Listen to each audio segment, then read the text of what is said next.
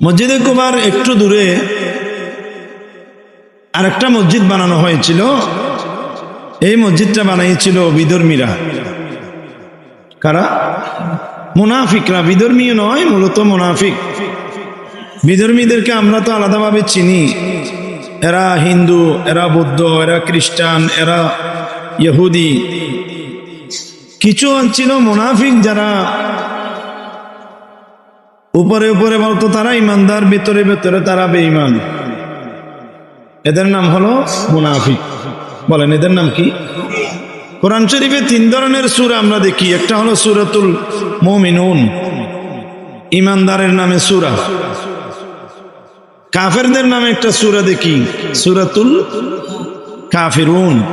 কুল ইয়া আইয়ুহাল কাফিরুন, আছে না? মুনাফিকদের নামে একটা সূরা দেখি, সূরাতুল মুনাফিকুন। 3টা সূরা আছে।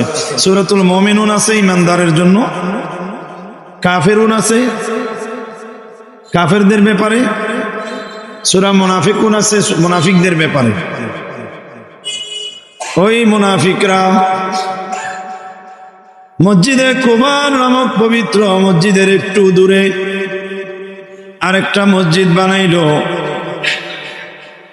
যেই মসজিদ বানানোর পর আমার পেয়ারা নবীর কাছে এসে আবেদন করলেন, ইয়া রাসূলুল্লাহ, আমাদের সুবিধার জন্য, নামাজ কালামের সুবিধার জন্য আমরা একটা মসজিদ বানাইলাম।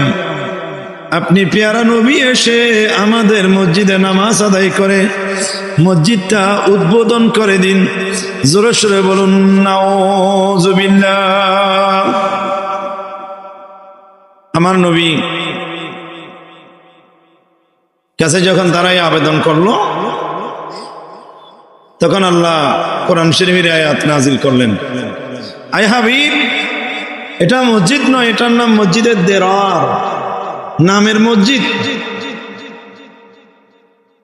এই মসজিদটা বানানো হয়েছে মুসলমানদেরকে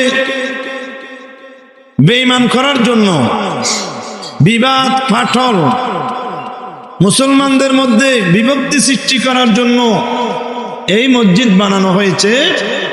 কোরআন শরীফের সূরা তওবার 108 নম্বর আয়াতে 11 পারার 3 নম্বর পেজের এই আয়াতের মধ্যে আল্লাহ বলেছেন, প্রথম শব্দ হলো লা তাকুম ফিহি আবাদা।